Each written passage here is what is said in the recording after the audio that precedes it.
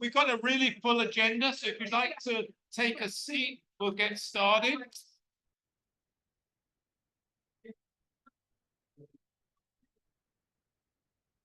I don't see anybody on Zoom. You close them all out? Okay. Okay, for those people who are watching on Zoom, we still have our problem of not having a second microphone. So when we get questions from inside the room, you probably won't hear what the question is. We'll try and ask our speakers to try and summarize. So for the people in the room, try and keep your questions somewhat short. And for those of you on Zoom, we are hoping to get that second microphone soon. So welcome. This is the March meeting of the North End Neighborhood Council. We've got a full room here, so that's great. We do have a few announcements. The first announcement I have is from our library liaison. The library in Proctor, it will be closing tomorrow for at least a month. I think they're calling it an indefinite closure, while they completely redo the HVAC. So if you go online, you'll see that you can still get books out. You can reserve a book, and they're open, I think, a couple of nights a week when you can come into the lobby and pick them up. But and I think the library is one of our speakers later on in the year. Second announcement I have is that some of you may be familiar with the One Tacoma Comprehensive Plan. Some of us who don't have lives during the day attended a meeting last week where we got a good update on what it is. We were sort of scared that the actual hearing in front of the Planning Commission is on Wednesday, but don't panic, because there are plenty more opportunities to make your comments, and the planning department has agreed to come and speak to our June meeting, which will be before the council have one of their I'm not quite sure what they call it, one of their hearings. So we will have the opportunity in June of actually getting into the mechanics of that plan. I think I saw Lowell. He's right here. Can I pull you up? Under announcements, we've got Tacoma Tree Foundation, and Lowell is going to give us an update. Thank you. Thank you. Evening, everybody. I'm Lowell Wise with Tacoma Tree Foundation, and I'm hanging out in North End this week quite a bit. 3 different nights. We are working on a project that was for the Sustainability Small Grant from the city on expanding tree canopy in the North End. And this map, if you're interested, has a view of what parts of the neighborhood kind of need trees the most or are lacking trees. And you might be surprised that there are very few areas of the North End that actually have the average tree canopy of Tacoma, let alone the city's goal of 30% of land area. So we're mobilizing volunteers for the next week. And we're actually hosting a training on Thursday night. That's what you see up here on the screen. And what you can expect to learn at the training is what parts of the city need trees the most or have the biggest gap in terms of tree canopy coverage, and specifically what parts of the North End neighborhood. And we also did for this project a mapping exercise where we created a map of the entire North End that is according to where in the public right-of-way are the best opportunities for planting trees. So we gave every single block in the neighborhood a rating of 1 to 4, and 4 being the best opportunity to add big trees with shade, and 1 being kind of no planting opportunity because there might be power lines and pavement and different things in the way. So we've got all that information now, and we're ready to train volunteers to go talk to your neighbors about the different programs that are out there. And one program that we're going to highlight specifically is the City of Tacoma Tree Coupon Program. And that program is open until March 15th. So there's about a week and a half left for folks to get your requests in for a tree coupon. And what you can get with that is a $30 discount on a tree of your choice to plant on your property, anywhere within Tacoma. And that one is not restricted to the right of way. So you could actually buy a tree with the tree coupon program and plant the tree in your yard if you want to. So that's one of the programs we're going to be promoting with volunteers. But if you're able to join us this Thursday night, we're going to be at Mason United Methodist Church. And we're going to be talking through some considerations of how to raise awareness about trees, how to highlight this opportunity with your neighbors to bring more trees into the streetscape. And so we'd love to have you join us. We're going to get started at 5:30. We'll learn about all the different tree programs that we have, including Tacoma Tree Foundation tree giveaway programs that you're welcome to join us at.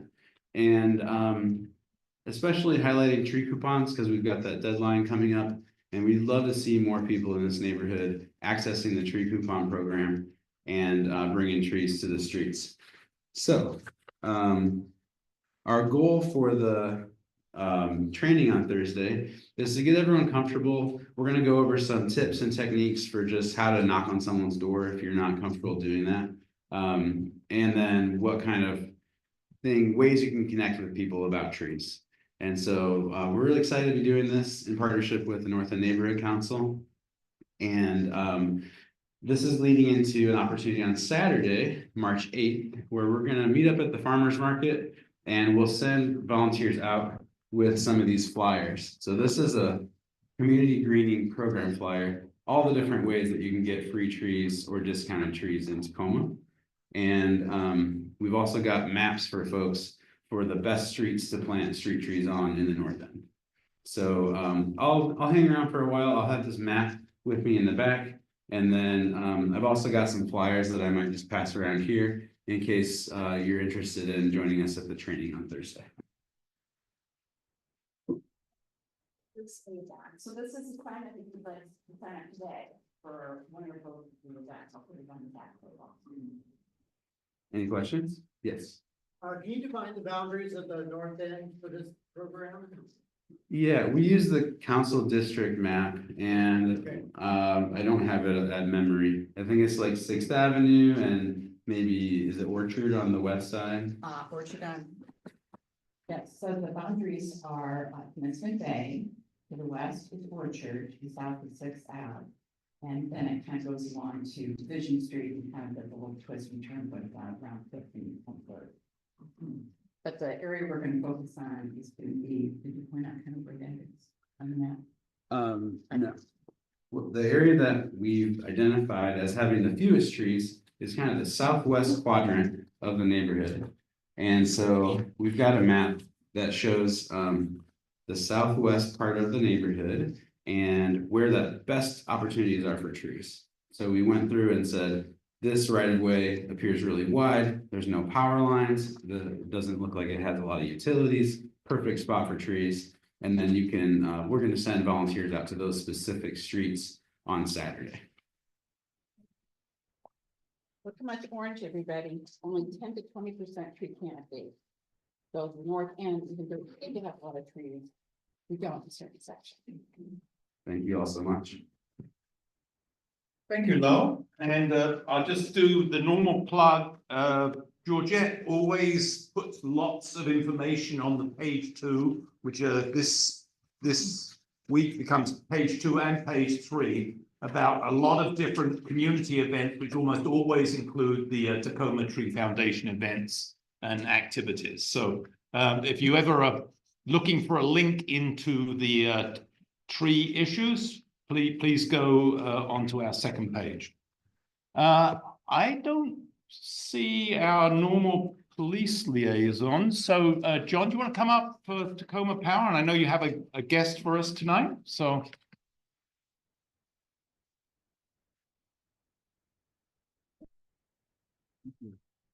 good evening. My name is John, representing TPU. I am kindly and generously giving my time to one of my colleagues this evening from Tacoma Water. he is a sponsor for the Cascade Water Alliance Agreement. And so we're going to talk about a little bit of Tacoma Water Business Services. And so he'll provide a brief update and then answer any questions. Sean, I didn't share your name. Thank you for being here. John, thank you. Good evening to the north end. This is my hood. I'm drinking the same tap water out of my tap as you all are tonight. I wanted to come talk to you all tonight about a large wholesale water supply agreement that we've been working on for the last 3 years to supply wholesale water to the Cascade Water Alliance up in the north end of Puget Sound region. Over the last 3 years, we've been fielding requests from Cascade Water Alliance to explore the utilization of some of our surplus infrastructure capacity and supply that we have in our system that we've developed over the last few decades, really over the last 100 years. And when they first came to us with a request for upwards of 24 million gallons a day, we didn't think it was going to be possible. We didn't have quite that amount of water to give. And once the West Rock Pulp Mill closed in 2023, we realized that we actually all of a sudden did have that kind of water to provide north. And so we've been hard at work over the last few years, shaping a deal that really can generate a lot of revenue for the city of Tacoma and for all of our water customers.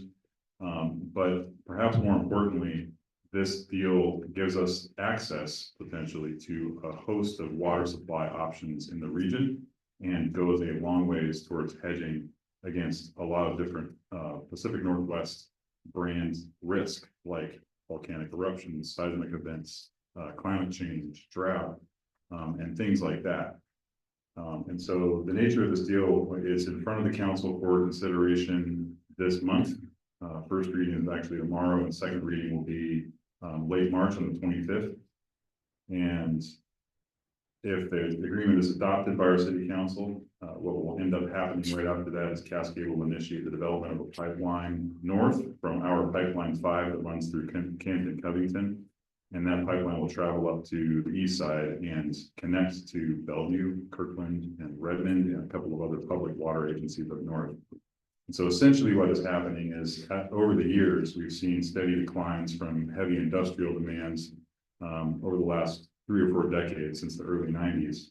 The West Rock Pulp Mill used to take about 35 million gallons a day of water, which is more than the entire city of Tacoma takes today. And as they have trimmed their demands over the years and ultimately shut down in 2023, we are looking for a way to generate revenue from that surplus capacity and supply to really put it back to use.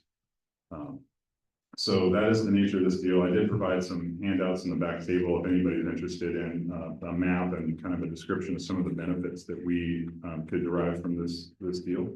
We're really excited about it. It's actually a really timely prospect for us, and given the circumstances of West Rock.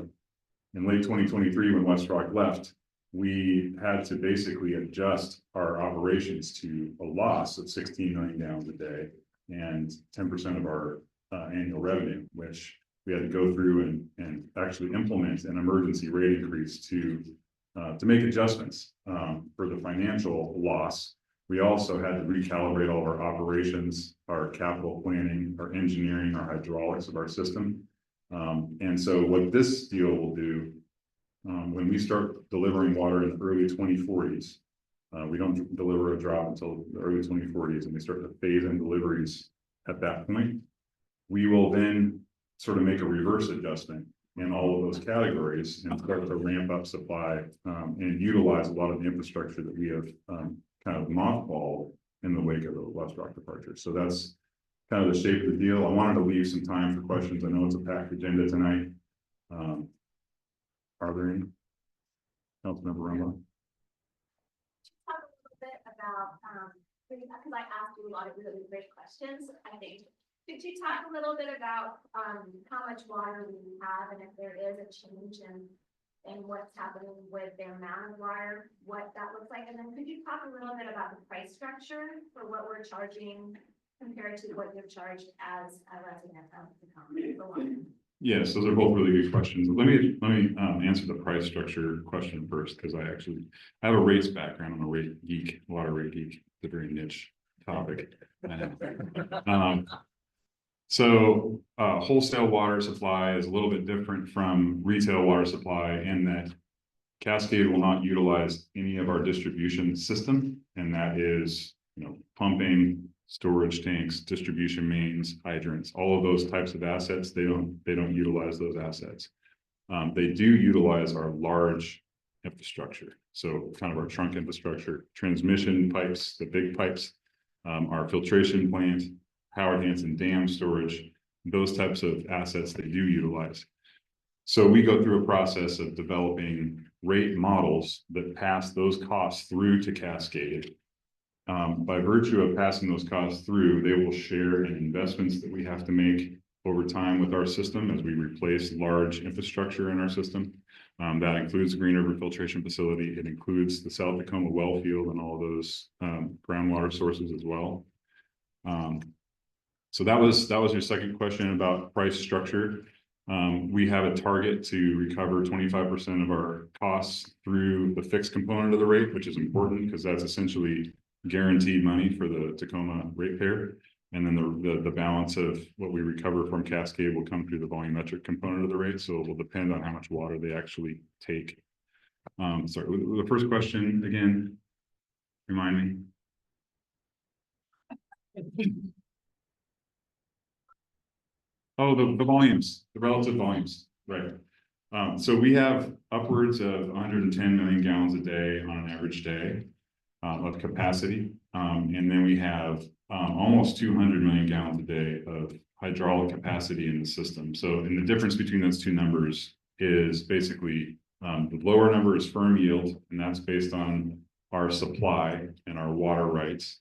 And then the larger number is based on how much water we can pass through the system on a hot day in the summer. And so we have supply and system capacity that far exceeds what we would need to deliver our retail obligations, our partner obligations, all of our existing wholesale obligations, and Cascade. Of course, water supply and water demand are variable. So you can't answer those questions in a static kind of a way, right? You have to account for the probabilistic aspect on both sides of the equation. But we also have a long list of water supply options, including a really robust in-town well system that we will phase in over time as we need it. And we'll make investments in all of the quality and treatment requirements and comply with all the requirements that we've always complied with as we step into the future and phase those sources in. Yes. I'm just wondering about, right now, it sounds like we have all the water we could ever possibly need or want, but in times of drought or something, can you Colorado River and that sort of thing, what, is there a priority element of this? Like, if water became short, would Bellevue get it before we do, or, I mean, how does that work? So we have water curtailment provisions in each of the agreements that we've crafted with Cascade so that they would share in curtailment actions if and when we take them. So for example, if we enter into mandatory curtailment provisions with the city of Tacoma, all of our wholesale customers are required to enter commensurate voluntary curtailment provisions in their retail service territories alongside us. So they have to comply with that requirement. It's essentially parity with what we require of our own customers. As a result of this, which sounds like a great deal, if there isn't a possibility that Tacoma would end up not having enough water while we were shipping it elsewhere. I would say that that's highly improbable. We have a long list, like I said, of additional sources of supply that we would have access to. This agreement will generate over $1.5 billion of revenue. And that revenue is going to go a long ways towards developing additional sources of supply. Ultimately, Cascade does own water rights in lake taps. It is a source of supply in the region that we all look at as our line of last resort because it's a very expensive project to develop from a capital perspective, and it's also a very expensive project to run from an operating perspective. But if we were to need it from a water supply perspective in the long term as a region, then that would always be an option as well. But we think we have plenty of options with our own system right now to get us through. is the water that we would eventually be transferring to Bellevue, is that surface water or are we pumping that from our aquifer? So the way our system is set up, with Cascade taking water from pipeline 5, 100% of the water that we deliver to them will be coming from the Green River. And so it's a really good question, because when we phase into the maximum supply to Cascade, the mix of water that residents will be receiving in town will move from today, where it's 95% Green River water and 5% from the wells, to about a 2/3, 1/3 split of surface water and groundwater. There is a permanent contract and a temporary contract involved in this deal. Once 2062 comes, we will actually cut the supply in half. So we'll actually re-inherit the supply back to Tacoma, and that ratio will rebalance more to about an 80-20 split. If that makes sense. Does that help? Am I out of time? Right, so, There's one more question. okay, quick one. So if I'm understanding right, the reason we have all this water is because our industrial base is. Is there any thought being given to try to bring industrial something back in? It's a good question. I think if you use the pulp mill as an example and Bird's Eye and Alley's, that the canning line, those were some of our large volume customers. We still have the Niagara bottling plant in Frederickson. That was one of our larger customers today. Westrock actually contracted their total employment down to, I think it was 300 or 400 employees at the end there. And that was down from about 1,000 employees when they were in their prime back in the 80s, 90s. I am not aware of any push to attract heavy industrial development like the pulp mill. It's, of course, I'm not in the economic development department, but it's certainly possible that site is still there. I don't think it'll be a pulp mill when it's redeveloped. The Westrock pulp mill is deliberately, I think, taking that supply off the market and shutting down the mill and taking it apart. That's my understanding. From an economic standpoint, that's what they're going to do. It's very rare to see that this type of water intensity with an industrial customer. Pulp mills are the largest users by far of any industrial application. So hope that answers your question. I'll be in the back if there's any other questions. Thank you. Thank you so much. So now I'm going to ask one of our liaisons that we haven't seen before, Rachel from Pierce County Transit, to come up and introduce herself. As you may know, every neighborhood council has a list of about 15 different liaisons for a whole bunch of different organizations. So what we try to do is bring in different liaisons on an occasional basis. So Rachel and I have been talking for the last few months, and this is her first chance to come and introduce herself and speak to you. So Rachel, you're up. Marvelous. Thank you, Peter. And hello, everyone. Rachel Holzheiser. I work in community development with Pierce Transit, and I will show up at least quarterly with you all in 2025 and share what we're up to and how it affects you all and the community around us. I'll keep it brief today, but just 3 little quick ones. This is our 45th anniversary year. So we've been providing transit service in this area since 1980, which is really fabulous and amazing. And we're excited to kind of celebrate that all throughout the year. Our operators will be getting Hawaiian shirts. So when you're on the bus, that's going to be fun for you, at least on Fridays. And we've got a service change coming up. So how it works for us is generally we have 2 larger service changes a year, one in March, one in September. So it is March. So March 30th is our next service change. We'll be adding some trips to the Route 1, which is our busiest route, Route 3, another busy one, and adding some stops to one of our routes that serves a VA hospital and Pierce College and Stilcombe. So trying to rebuild service. This is a part of our bus system recovery plan that was adopted by our board a couple of years ago in efforts to try to get back to pre-pandemic service levels. So that's happening Sunday, March 30th. Happy to see some progress there. And one regional transit note is since this last Saturday, March 1st, A regional Orca day pass is now $6 instead of $8. So an adult rider can use King County Metro, Sound Transit, Pierce Transit, the ferries, all the other ones on the Orca system for just $6 a day. And for seniors, that's $2 a day, as well as any Orca lift or disabled folks. So reduced prices there for our regional transit users, and we're happy to see that progress and hope to continue to make transit accessible to those who need and choose it. So thank you all. I look forward to hanging out with you this year. Rachel, and we'll see you in 3 months' time. Josh, Fire Department. Devon, do you want to throw up? Josh actually sent us his graph that we talked about last time. Well, he pulls that up. It's just the numbers for the north end and the call volume that we're experiencing in this area. And so if I remember right, there we go. 139 calls. I think last month we were at 200 and something. So I passed that on to Peter. He should have got that probably in the minutes for you guys. And last year you can see we were at 113. So a little bit of an increase there. And this is everything. This is fire. This is EMS. This is all of it. So happy March, bud. My name is Josh Slaisner. If you haven't seen me before, I'm the assistant chief of EMS. And so anything that's EMS wise, they generally get pretty passionate about. But we're here to talk about March, and March 16th through 22nd is National Poison Prevention Week. And this one kind of hit a little bit close to home. And the reason I say that is I've already been out doing some spring cleaning, and I say spring cleaning, but it was house cleaning because it was cold and wet outside. And so I decided to go ahead and start cleaning out one of my drawers, and one of my drawers has all my medications.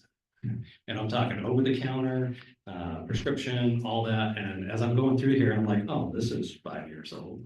Oh, 7. Let's see if we can do better. 20. Okay, now we're talking. So obviously something I'm probably not going to put in my own body or in one of my kids' bodies. And my kids are older now, but I look at that one that's 20 years old. My oldest kid is 18. And I'm like, man, I could have got into some prescription medications that wouldn't have been warranted. So when you guys get a chance in March, please take some time, clear out those cupboards, look at those old meds. I'm sure, well, if you're like me, you have them, but I'm gonna try to be better, make sure I don't. And then there's a website that I learned about, and it's called takebackyourmeds.org. And when you log on to that website, and I see a few people taking notes, takeyourmedsback.org. It brings up an interactive map, and you can actually see who takes medications around our regions, pharmacies. The Tacoma Police Department actually has some drop boxes in their locations as well. And so it's a great way to kind of get rid of those, protect your family, yourself even. My peepers or my eyes aren't as well as they used to be. And if they're mixed with what I currently take, I could see myself easily grabbing something. So just some food for thought. And then one last thing, and I will let it be, is I mentioned the last time I was here that we started a whole blood program here in Tacoma. So one of our units in the city of Tacoma, if you have a major bleed, they're going to be responding to you, and they're going to be trying to save your life with whole blood potentially. Since that time, January 23rd, we've administered 7 infusions or transfusions of whole blood. 3 of them, because I read through every single report, I will tell you right now, we 100% saved their life. They would not be alive today if it wasn't for whole blood. And so that to me is invigorating. It's just making a difference out there in our community. And I'm, like I said, super excited about that. I'll try to keep reporting those incidents when they happen. So got to keep them generic though. There's the HIPAA laws, and I'm the HIPAA privacy officer too, so I definitely can't say it.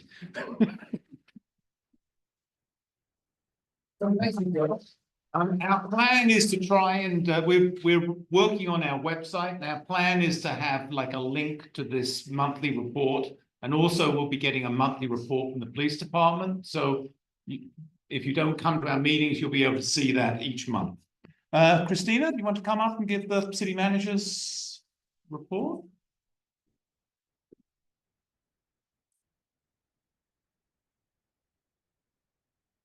Good evening, everybody. I'm Christina with the City Manager's Office. I'll be very quick because I know you have a lot of exciting things to chat about tonight on the agenda.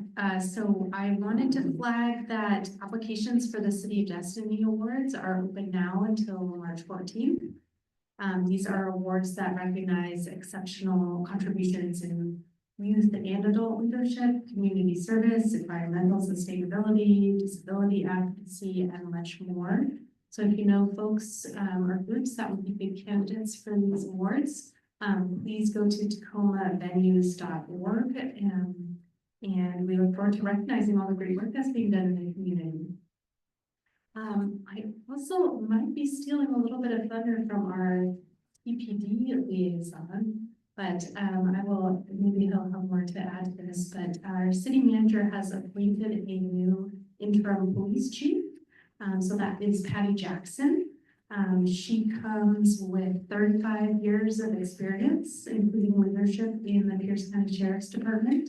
And she'll be stepping into the role no later than March 10th. So that's very exciting. We'll stop there. Thank you. Thank you, Christina. And city council members, John or Sarah, are you gonna tag team it or?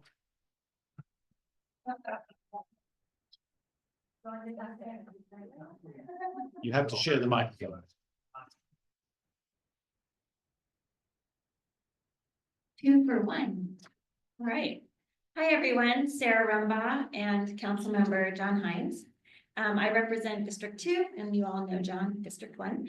Just a few things I wanted to mention. One is I just wanted to, for people who are calling in on homelessness, which I'm sure, like, does anyone ever call in 311 on something? I just want you to know that we had a change in staff, and Katie Johnson is now in charge of neighborhood and community service. And I think it's important just to know that things have changed. Allison Griffith is now a deputy assistant manager. And so I just wanted to share that. We have a lot of that issue in District 2. And so just sharing out the information. The other thing I wanted to share was that on the South Sound, I'm on the South Sound 911 board, and Debbie Grady, who has run South Sound 911 for several years, she retired just this month. And so we'll be looking for a new executive director, but you should continue to get the great service that you get from South Sound 911.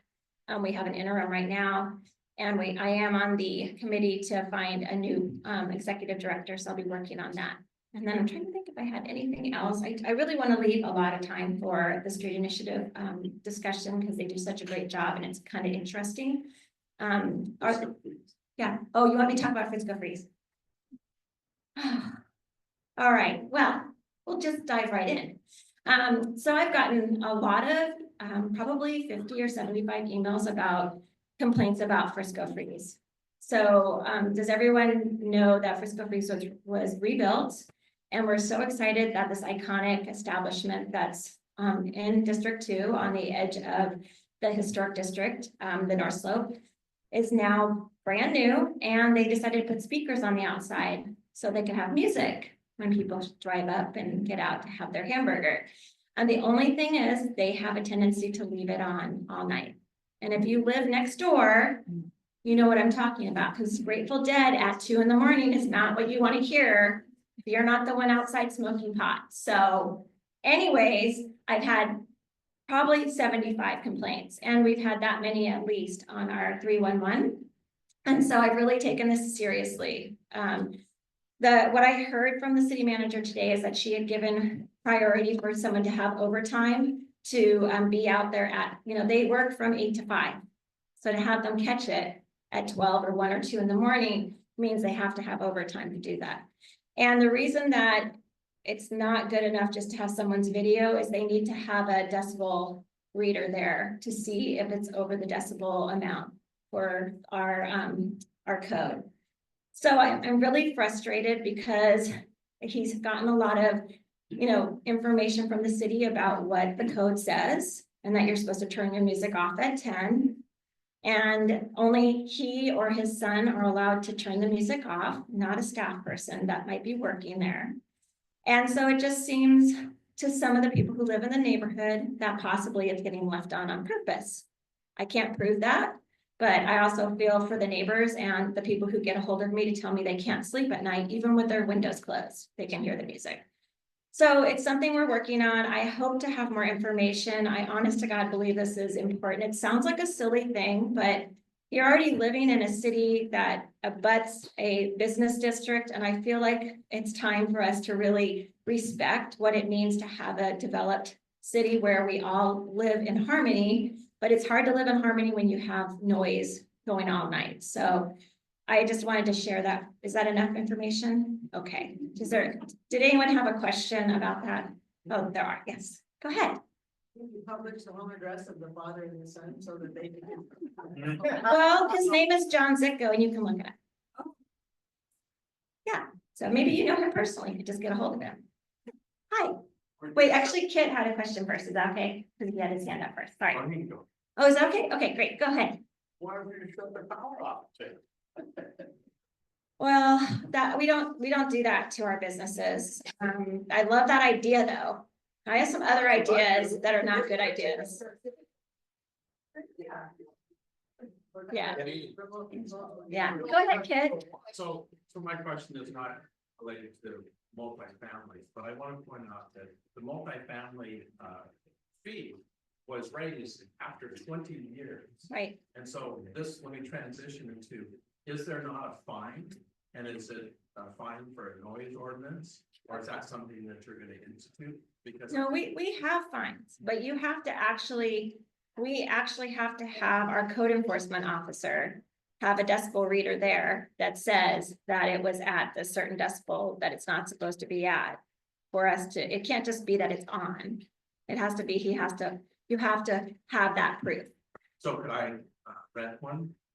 Sure, that's a great idea. Kit, you always have good ideas. Okay. All right, John. I'll keep it really brief. You all heard a lot from me last month when we were talking about trees. So I just want to, the only thing I'm going to do a quick update on is let you know what's coming up for study session next couple weeks. So next, tomorrow for study session, we're talking about shot spotter, gunshot detection technology that's going to be deployed in the Hosmer area of the state or is planned to be deployed down there. So we're having a study session tomorrow to talk about that. We're having an update on Picture Pack app, which is a sub-area planning discussion around the Pacific Avenue corridor. And we're going to be talking to our federal legislative priorities because the council is heading back to Washington, D.C. next week for city action days for National League of Cities. So we'll be back in D.C. advocating for issues of importance to the city of Tacoma. So that means we have sessions this week, not next week. And then the following week, we're going to be doing alternative response update on all of our alternative response programs. So, you know, we have police and fire, but in the last year, we've set a couple other departments. The HOPE team out of the fire department, which handles mental health calls, the community service officers, which kind of handle non-emergency, non-violent criminal calls. And then our HEAL team, which responds to outreach around homelessness. So those kind of three departments, we have updates on them every quarter, what they're working on. And that'll be a study session on the 18th. Otherwise, those are the updates I want to give. Also, happy to answer any questions. We'll have them. All right, in the back. We'll come forward. Yes, ma'am. I have a quick question based on two comments. So just today, I saw two homeless people completely stoned out of their minds on the corners right around my house, throwing everything into the streets and all the rest. It's getting worse. And we all know it, and the writings are in the press as well. So is there like any kind of action that you're going to take now a little bit more? Because it's getting worse. I'm seeing more and more tents back up, more and more related to the second question, which is close to Sarah's heart, like it is mine, which is garbage. I have had enough. You are going to see me on medians, on the highways very soon, like just cleaning up myself because I can't wait anymore. It's absolutely disgusting. We live in a beautiful place and we're not allowed to have it.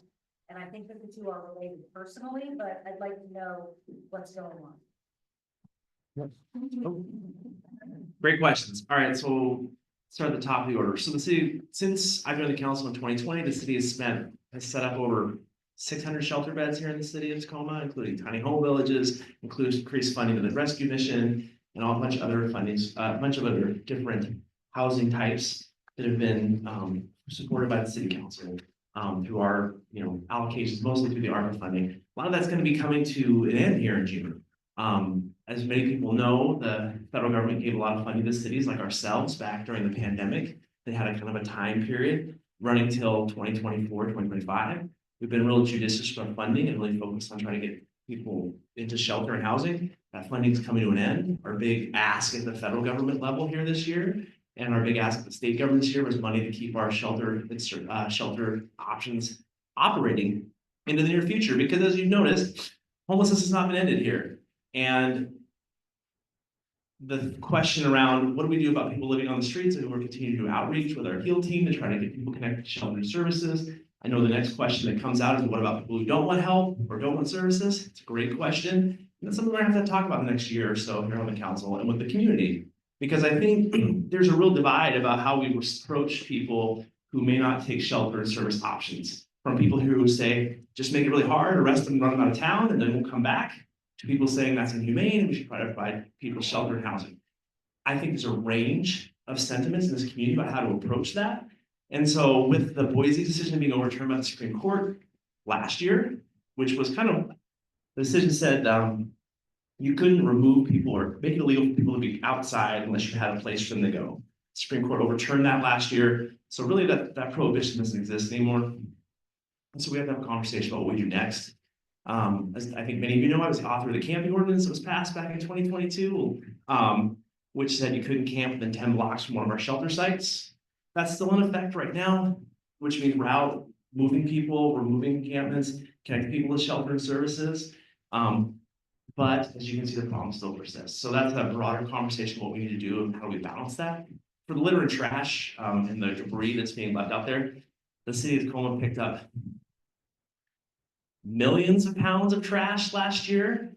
So we're doing it all the time. I also updated the litter and trash illegal dumping code to make the fines stiffer than they were before. So for the question about should we update our fines and penalties, something that I did last year. So a lot of pieces moving towards it to try to move some of these things. But again, like there's a range of answers that people like to give me in this situation, which is one, let's go back to just arrest people and throw them in jail and they'll decide to leave. And then there's some people who will say, we should provide shelter and housing for them. And guess what? All those people vote for Sarah and I. All those people are taxpayers in the city of Tacoma. And so there's a balance we have to strike somewhere. No, I just I think I just want to lay out because this is like a probably conversation. I'm just daylighting the broader private conversation I have with individuals. Because individuals will come up to me or Sarah, I know, and tell us this is exactly what you need to do. And it's like, okay, well, that person over there said that's the exact opposite thing we need to do. So how do we navigate that? Is one of the questions. No, I am. And I would separate really quickly, the people who are on the street are not the ones, they're the ones who always say no. Yeah. I don't think that people who want to be, have to play this, they'll get it. Yeah, and I think the question around that one of people who are always in the streets, and the state of Washington has a very, very, very high bar to commitment and civil commitment. Unlike other states, like so people will point to say, well, in New York, the mayor just said they're going to start committing people who refuse services on the streets. And that's the city of New York. State of Washington has a very, very, very high bar for civil commitments, which we're a state that believes you should not deprive people of their constitutional rights to freedom unless you have a really clear reason to do so. That's one of those conversations that we kind of have to navigate through this. Sorry, Tori, I'm sorry, Toby, I just am going on around. Yeah.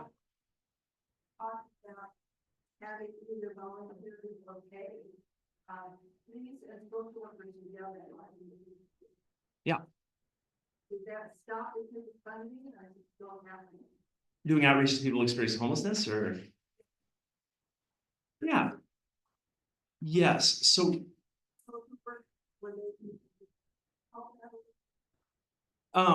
Well, our HEAL team, our homeless engagement alternatives response team is not a police department team. They're city employees that go out and do that. So they're doing outreach and trying to connect people with services. We also have our HOT team, which is the homeless, the HOT team, which is the police department equivalent of people that go out and do outreach to people experiencing homelessness, both either in vehicles or in tents. And then there's the street medicine pilot that we've launched recently in partnership with the University of Washington Tacoma. Yeah. So we're doing lots of different things around that. If people would like, again, this is one of those conversations where I know everybody in here has very clear personal opinions about it, and if you'd like to talk to me about what you think, I'm happy to do that. But I think in any room of more than 5 people, those opinions start getting a little different. So, which is I'm happy to chat about. Jody. So, meeting in February about trees. And mentioned this the IPS meetings, taking that up, and we've had 2 meetings. Even though I was at the meetings, it was practically plans one. what was going to be sent to the city council study session. So I'm mentioning specifically there were 5 different things on the memorandum. I'm talking about specifically the second bullet, which had to do with asking the city manager to actually come up with what the numbers are for Tacoma over 10 years. It has the amount of trees that we need on the right of way, in order to get 30%. So is that going to happen? So I'm quickly pulling up the memo from that meeting, Jody. I'm not texting during the conversation. I'm the teacher. You can take my phone away if I was. I'm just trying to pull up the memo that we were chatting through because Jody just cited point and verse, and I just want to make sure I'm in the right spot here. So Jody's right. At our IPS committee meeting, we had a conversation around trees. We had 2. One was kind of everything the city's already done around trees, both in the right-of-way public property with development sites as part of Tacoma. And then the second one we just had last Wednesday was kind of, where do we go next? And there were 5 things that, 5 areas of focus that we wanted to move forward on this. And Christina's going to help me walk through this, but there were 5 pieces of it. One was trees on non-development sites. One was, man, I pulled the agenda. There were 5 pieces to it, and Christina, what are they? So tree preservation on non-development sites citywide, yes. Tree preservation on development sites citywide. So again, as I said last month, there's a difference. There's your trees on your property when you come in for a building permit to do something with your property versus your trees on your private property, irrespective if you're going to do anything at all. So development versus non-development sites. Then there were 2 requirements and some incentives for parking lots and for commercial manufacturing industrial. Yeah, and then we had 2 discussions around tree canopy requirements, one related to parking lots and one related to industrial and commercial areas, which Home Tacoma was only about residential areas. They were not about commercial, industrial, or other zoned areas. So there was a second part of the conversation about what do we do about trees in those areas. And the last one was about exploring tree maintenance on city-owned property, in which we were going to direct the city manager how to come up with a way to pay for that. So that will be happening going forward. There's our top 5. I thought I had most of them. So yes, that's going to be going forward. So city manager will come back with potential options for how to pay for taking care of trees on the right of way. Which again will be a good conversation, right? Because and I'll just be really clear, a lot of you, everybody thinks the city should do everything until we ask you to pay for it, and then people start kind of stepping back. So we're gonna have a conversation about streets. No one I've ever met in this room or anywhere in the city has ever told me the streets are in great condition, John. I feel really safe walking around the streets. I think the sidewalk network is completely built out. I have no concerns about the pedestrian infrastructure in this city. I've never heard anyone tell me that ever in my 6 years on the council. So we're gonna talk about the streets initiative here in just a moment about how we pay for all those things I just told you that no one ever told me they didn't want us to do. And I'm just excited for you to listen to that conversation, ask great questions to Ramiro when he gets up here. Thanks, Peter. Thank you, John. I'd like to introduce Matt Fengler, who's going to give the presentation on the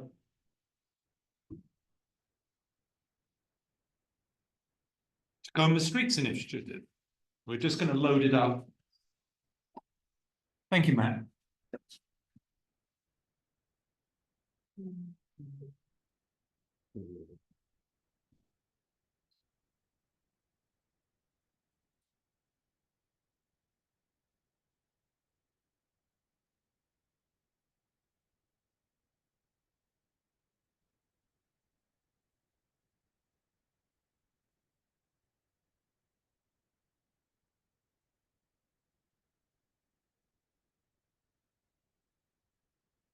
All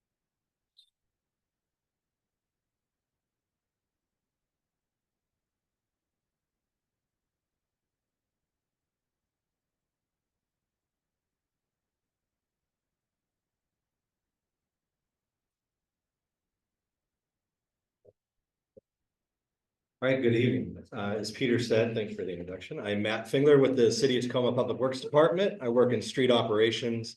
I am a maintenance manager. I am also born and raised here. I have been a resident for 56 years. still live in Tacoma. But I'd like to talk to you about Tacoma Streets Initiative 2. I'm here to discuss and get your input, and engagement is crucial to this next version of Streets Initiative. First, though, I'd like to go back, talk about Tacoma Streets Initiative 1 and what we've accomplished and what Streets Initiative 1 was. So in 2015, the voters approved proposition number 3, which was a 1.5% increase in utility tax and 20 cents per thousand on property taxes. And then proposition A, which is a 0.1% sales tax. This was for street repair, maintenance, and safety improvements, focusing on the residential street network and program. The proposition generated over $397 million, which far exceeded our projection of $325 million, but this proposition is set to expire in 2025. So the funded projects included the residential resurfacing, pothole programs, pedestrian safety, school crossings, sidewalk improvements. Past and future projects can be found at the Tacoma Streets Initiative if you'd like to see that. And we'll talk about some of those accomplishments here in a second. And there it is.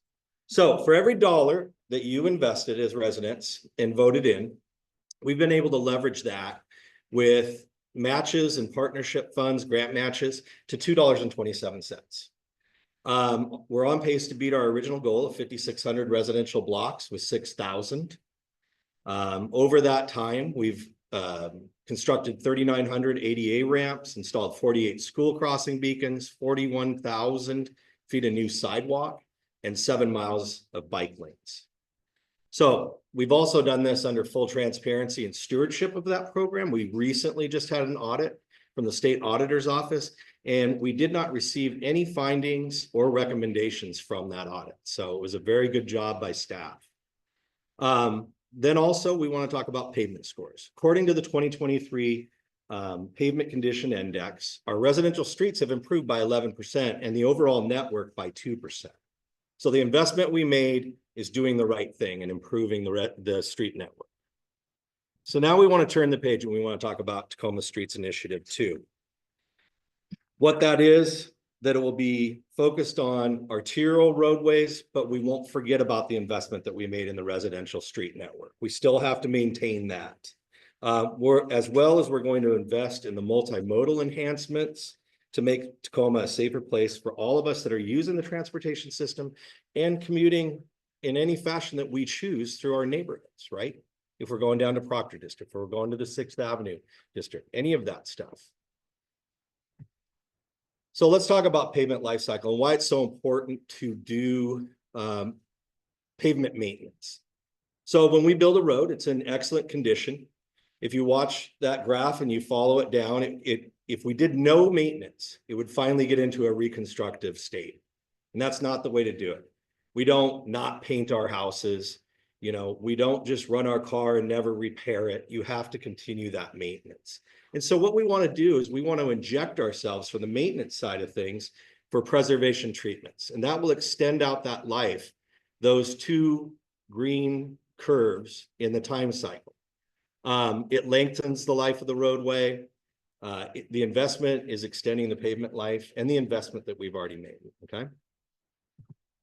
So we also talk about safety, equity, and connectivity. 64% of the city's highest risk roads are located in areas with low or very low access to opportunity, according to the city's equity index. And 83% of the Tacoma residents believe that every resident should be able to walk safely, roll, bike, take transit, access schools, parks, grocery stores, and healthcare. So aggressive driving is on the upswing everywhere in the United States, including the city of Tacoma and other cities. And basically, we want to lower that through this investment in the arterial network. The ballot language, this was sent February 22nd to the county auditor. And basically, this is what you should see in the voter pamphlet that will be coming in April. We'll talk about the timeline and all that as we get closer to the end of this presentation. But Proposition 1 will increase the utility tax from 1.5% to 2%. and from 20 cents per thousand to 25 cents per thousand. Basically, how does that impact us? All of us as residents, me included. So it's about $2.13 per month for your utilities, and then it's $6 per month on your property tax based on the average home values, okay? So what does that look like, that transformation over these years? So 15 years is, we're going to be looking at that. And basically, we should be generating somewhere around, if you look at the bottom, with the leveraging of the investment, approximately of those grant matches and our partnerships, about 900 million. And then that will go to the arterial road network, multimodal enhancements, still maintaining the residential maintenance, and then those city administrative costs. These programs, we have to manage them, get the grant matches, do the partnerships. So transforming Tacoma streets, what does that look like in this plan, and what is the proposal? We're targeting for 1,100 to 1,400 lane miles of arterial road network work, multimodal 250 to 300 sidewalk miles, 130 to 170 miles of bike infrastructure, and then 5,200 to 6,200 residential blocks of maintenance. So what are the city's goals? Arterial improvements, safety for all the modes. Roadway maintenance, multimodal connectivity, ADA accessibility, something like you see out here on Alder with all these nice new lights, crossing, islands, ADA ramps, those types of things. That was one of our arterial projects recently. Repair and maintenance, keeping our transportation system functioning by restriping, the seal coats, trail cleanups, pothole repairs, signal, street lights, and signage maintenance. So a well-built, directional, easy to read signs, those types of things, that's what we want. We want people to commute and use the system easily. And then Vision Zero high risk, planning and preliminary designs to effectively compete for grants, systematic safety improvements and near-term opportunities to enhance safety, and looking for those grant matches. Pedestrian priorities, dedicated funding for the standalone pedestrian projects to enhance pedestrian safety, accessibility, like new and improved accessible crossing and missing link sidewalks within our neighborhoods and on our arterials. Residential improvements, again, we're going to continue to maintain that investment that we made in the residential network where we saw that increase in our pavement scores. It's imperative that we do that. So what's the project criteria that we look at? These are in no particular order other than on the screen, but we look at equity and accessibility, the equity index, accessibility routes, safe routes to school, that's important. Routes to schools and the parks, public safety and Vision Zero impact, the high risk locations, public safety improvements and bike connections, and then connectivity and community benefits, the missing link sidewalks again, the destination points where we all want to get. If you want to get down to Old Town, you should be able to do that easily and not fear crossing a street or getting there, right? 20-minute neighborhoods that you should be able to get 20 minutes to all of these different things. Here included the parks, Proctor District, again, 6th Avenue, and then infrastructure and feasibility. Pavement condition, we don't want to go put maintenance on a road that has served its life. One of those would be like North 30th, that's between Proctor and Orchard, right? That's an old oil mat road that was shot with rock and oil to suppress the dust. We've all used it for over 50 years, myself included. And we think that that's an arterial road. And in fact, this is an arterial road out here, curbs, gutters, ADA ramps.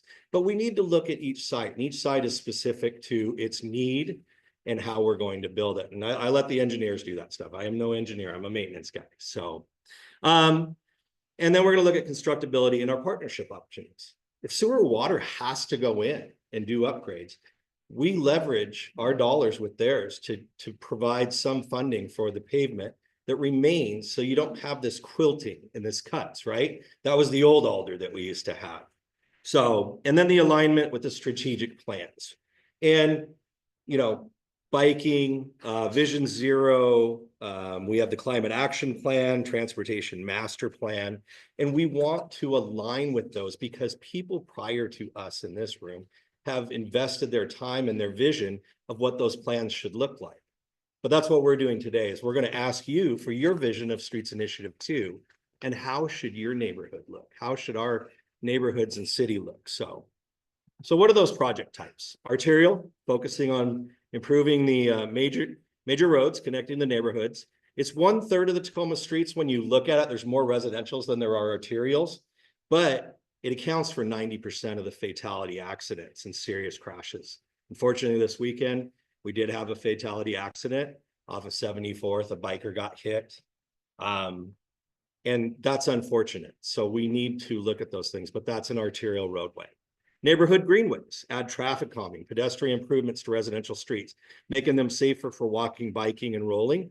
Greenways enhance the access to the schools, parks, transit, business, while promoting active transportation, right? There's not just one mode. It's not car, it's not bus. It's all modes to fit everybody's needs that we have. And then Vision Zero, the high risk network. Where are those target streets with the highest rates of serious crashes? And it's guided by the Tacoma Vision Zero goal of eliminating, traffic fatalities by 2035. And these projects focus on reducing speeds and improving crossings and enhancement safeties, right? So on the back, if you've got your presentation already, there was also some additional maps that kind of showed those initiative opportunities. These are not set in stone. These are opportunities that people have identified prior to tonight that they wanted some projects or types of projects. They're also from studies where there's those high-risk corridors. And so if we look at the very first one, and this is District 1, this crosses both districts 1 and 2.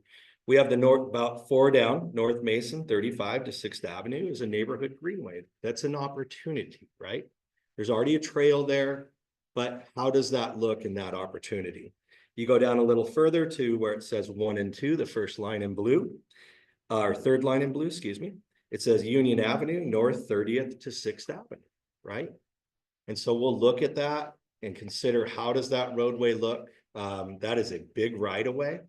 Why it's one road, it's actually 2 separate roads, we all know it. And how does that look? And then right below that, we have the North 11 Pearl to Steel, North Steel neighborhood greenway in District 1. District 2. On District 2, third one down, first green, we have North Yakima, North 24th Union Avenue Division neighborhood greenway. That's an opportunity. And then further down the page, third from the bottom in green, we have the North 11th, North Pearl to Steel Street neighborhood greenway. Now, again, those are just opportunities that have been identified in prior meetings, prior plans, prior engagement with the citizens. And we'll talk a little bit later about how you can give your feedback to Tacoma Streets Initiative 2, what you'd like to see in this neighborhood, okay? This is District 3, 4, and 5. And this is all in the presentation. All right. Another thing about Tacoma Streets Initiative, what has it done for us in livability and opportunities for young people or apprenticeships and that? We've done 41,000 apprenticeship hours worked by Washington residents enrolled in approved apprenticeship programs. Local employment impact of over 136,000 hours worked by journey and apprentice level workers residing within the city limits, right? Good livable wage. They move into Tacoma. They're our residents. They're our neighbors. That's what we want. We want to do that. And then the economic impact of 9.3 million in wages paid to local workers under Streets Initiative 1. And the wages represent 17.6% of the total $52 million spent on contracted maintenance and capital programs. Because there's maintenance and capital programs, there's internal maintenance like my people do, right? And I employ over 90 people. I don't personally, you do. I just get to manage them. So the importance of Tacoma Streets Initiative 2, it's a significant opportunity to invest in Vision Zero goals, reduce fatalities and serious injuries, 2024, the community survey showed that only 24.3% of us are satisfied or very satisfied with the condition of our major streets. Arterial streets need work. We agree. We have the survey. We know that. We've been focused on residentials. We need to get back to the arterials. And those conditions have decreased by about 22% over this period. Transportation safety and connectivity continues to be the rank high on community and council priorities, mine included. And investments for the future for economic development, accessibility, meeting the city's climate action plan, and a betterment for all of us and how we get between our neighborhoods. So what are the timelines? So as I said, when we were looking at the language for Prop 1, the clerk sent the material to the Pierce County Auditor on the 21st of February. Now, April 22nd is the special election for the Tacoma Streets Initiative that we all get to choose and vote on.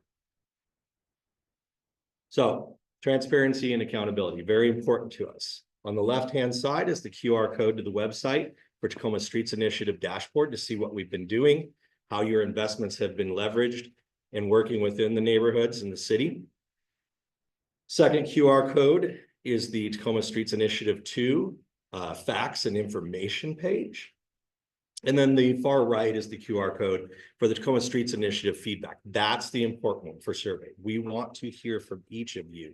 You all have your own concerns in your small pocket of the neighborhood, but the larger neighborhood and then the city. And we really want to hear from you. I am finished. I am now going to turn over to Council Member Hines for comment. Oh. And then Director Ramiro Chavez.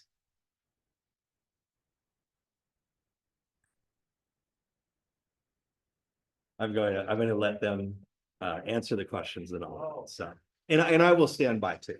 All right. But, Hey, boom, Romero right here. So let me move out of that. Yep. Camera. Romero, you might want to come over here. We get out here. So, hey, I'm back again. Good evening, everyone. Councilor Hines. So it's like the 7th or 8th time. Or we got to close this. Oh.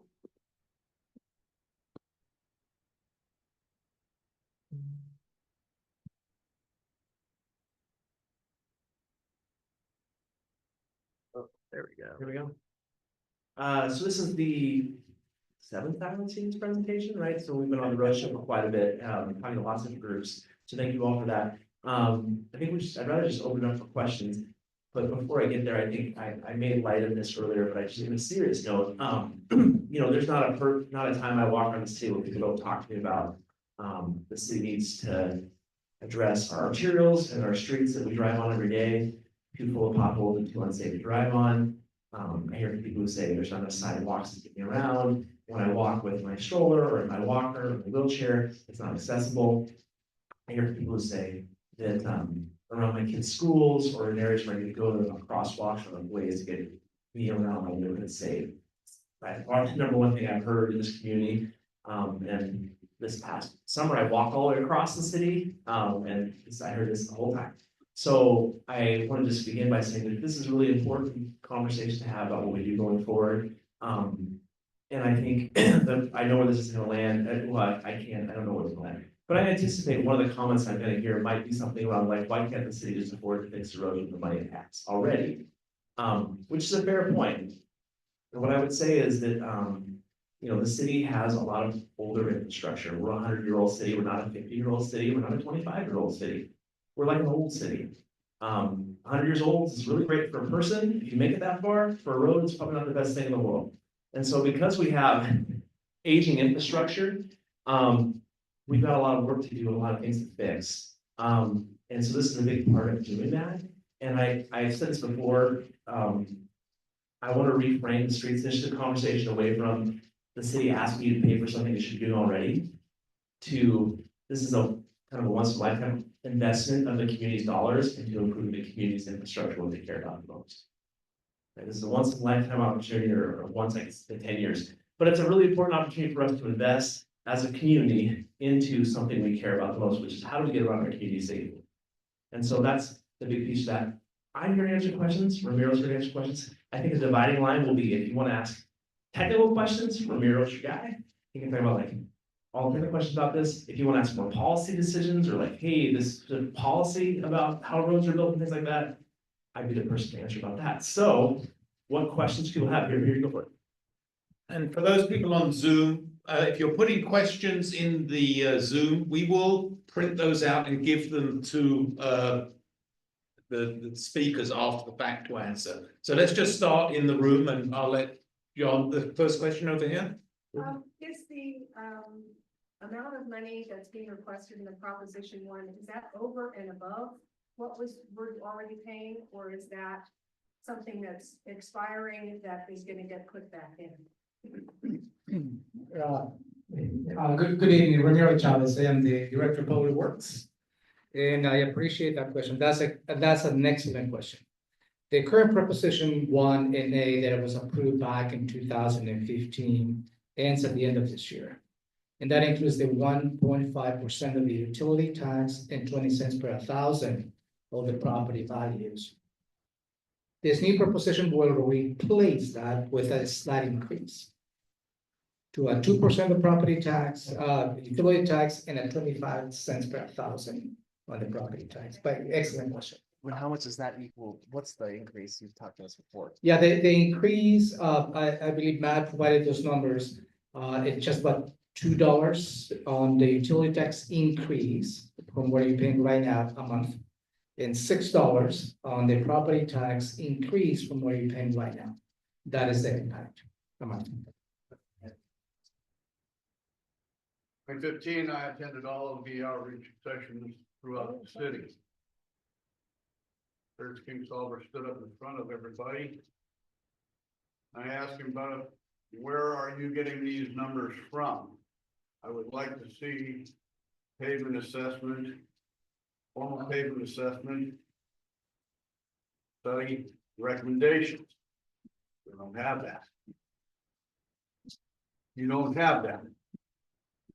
Okay, you don't have that. When's the last time you did that? Oh, it's been 10 years or something. Well, how can you manage the program when you don't know what you've got? What gets measured gets addressed. If you're not, and so okay.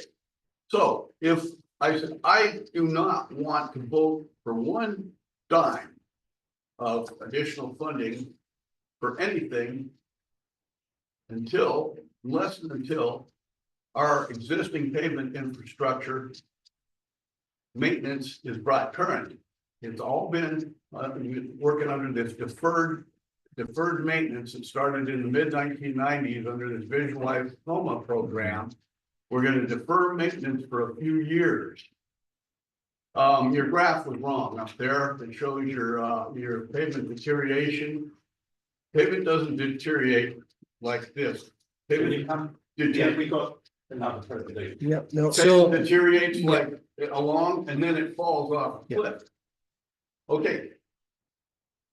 We have videos produced by John Gaddis, who was Matt's predecessor, showing and explaining to residents that crack cleaning and sealing is the best return on investment.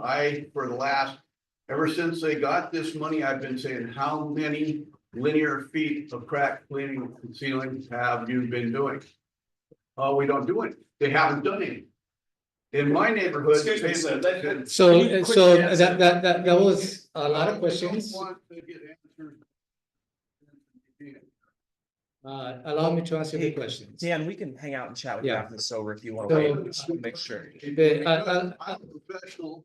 I understand, and obviously you have knowledge of it. So let me answer the first question. In 2023, the city concluded a payment condition rating across the city. So you've got 11% improvement, but what are you measuring the 11% from? You didn't have any index to. We had, and just to give you an idea, if we separate the residential PCI rating back in 2015 was 62. We're at 68 today. If you had it, you didn't. You weren't forthcoming. I'm trying to answer your question, sir. So if you see the arterials, we have a deterioration from 55 back in 2015 to 45 today. Because the streets initiative number 1 was focused on residential work, not in arterials.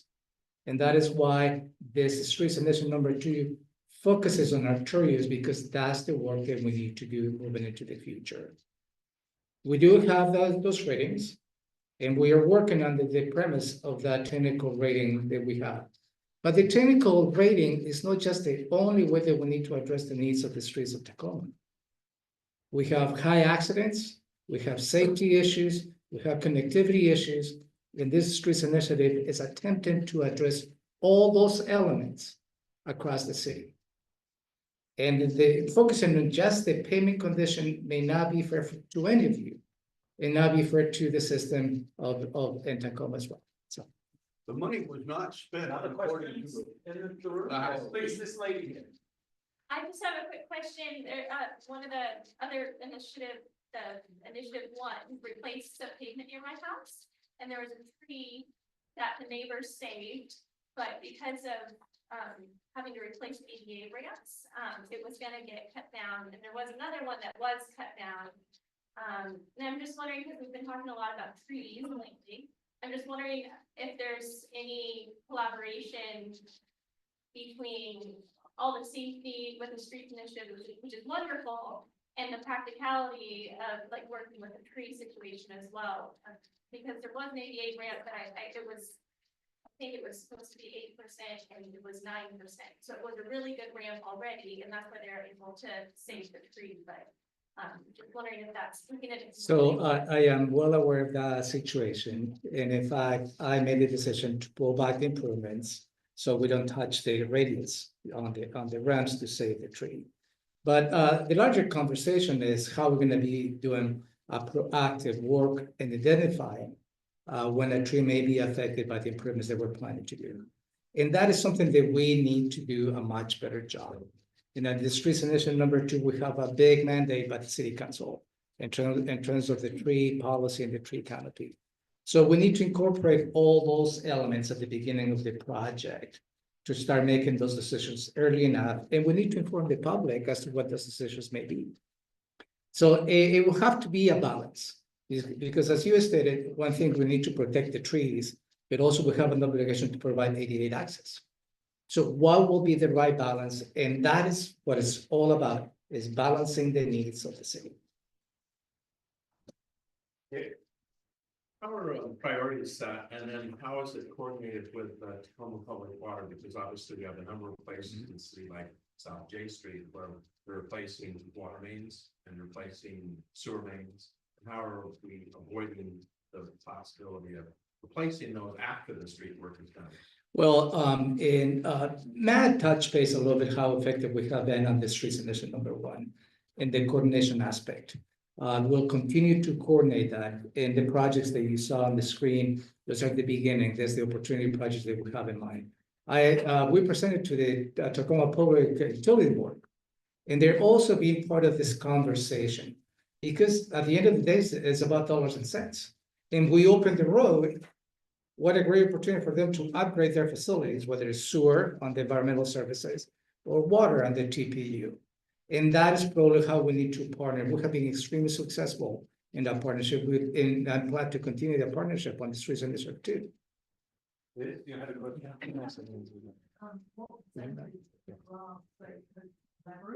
What percentage of the grants you hope to leverage are from federal resources? Mhm.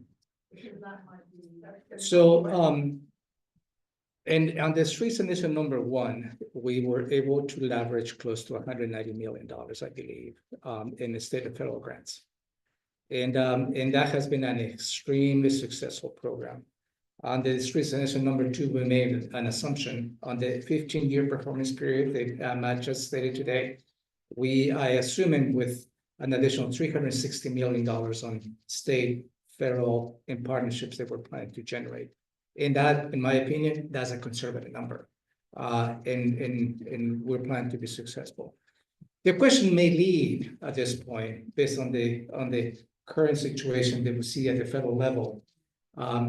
And think about this. This initiative is beyond 4 years. This initiative is a long term. So, and I believe that at this point, we're going to be presenting a report to the city council, what will be some of the federal grants that we have and how we're going to be able to manage. But at this point, I believe this initiative should be able to sustain by itself in the next 4 or 8 years. One last question. My hand's not Yes, up. sir. Yeah, I was surprised in the city council area 1 particularly. There are 2 places I've noticed in the north end that are always repetitively bad.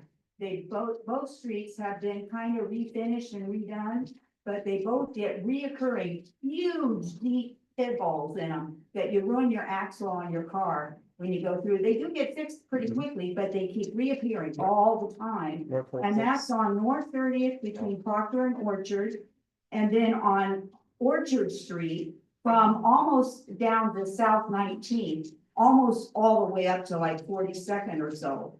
And when you go back past the high school, what used to be Wilson High School, I mean, the road was completely refinished, but it is so bumpy and dippy. And then all of the sewer hole cover things, they're always where the tire tracks are. And you go boom, boom, boom, boom, boom, boom over every single one. They're not finished all smooth with the rest of the surface. No, I appreciate that. And what you said is, first we have a first response in terms of dealing with the potholes. And we have 2 approaches to that. We respond immediately, what we call with a cold patch. It's just cold asphalt that we just fill the potholes.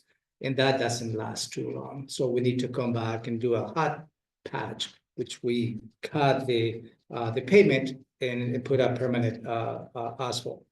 Now, some of the streets that you mentioned requires total reconstruction, and it's not just an overlay. And this streets initiative addresses that, because we need to peel the not just the asphalt, but also the substructure of the road. Those are the 2 that I think. Yeah, and that probably requires a reconstruction. Yeah, and just to, I think it's North 26 between Stevens and Orchard. That's another one that's horrible. But those 3 you've identified, to Romero's point, don't have any stormwater and ditches, right? So if you're gonna rebuild that road, you're gonna do curb, gutter, sidewalk, and be completely rebuilt, new stormwater, everything. Because the reason the roads are falling apart is there's no stormwater, right? It's ditches, the roads, when somebody laid down, what's that called? Just oil mat. Oil and rock. Oil and rock. And so I bring that up only to say, there is a inherent tension that is being presented in this room, in this conversation right now, from Dan, who's saying money should be spent on crack sealing and just work on the crack sealed roads. That's how you're gonna spread this money out as far as possible, which is true. At the same moment, we have roads that are falling apart in the city, and I think there would be a disconnect from some of the public that say, well, why are you just kind of blowing out the cracks and sealing this one when that street over there is falling apart? Now, I can make the argument that Dan would say, which is like, well, if that's the best way to get our money used, that's gonna keep the road going as long as possible. But we have to kind of do both.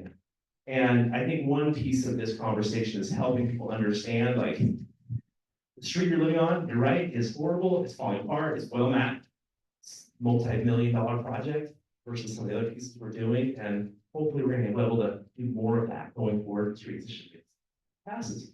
We're gonna continue to fix the roads no matter what. I mean, it's the primary responsibility of the city. It's just how much, how fast, and how in detail we can do it. We were promised. Yeah. Current state, the current maintenance was gonna be brought current 10 years ago. Okay, well, thank you. Let's have a big round of applause for our presenters. And there was quite a few chat came up in the questions. So as I said, we will pass those along to Matt for answering, and we'll post those on our website. Seem to be quite a few about stormwater. So now we have 2 presentations tonight. I'd like to invite Ben Lackey up. I live in the Stadium District, and I just happened to be walking around and came across a great story. So Ben, we're going to set up your PowerPoint. Okay. I'll get that for you. Sure. Thank you.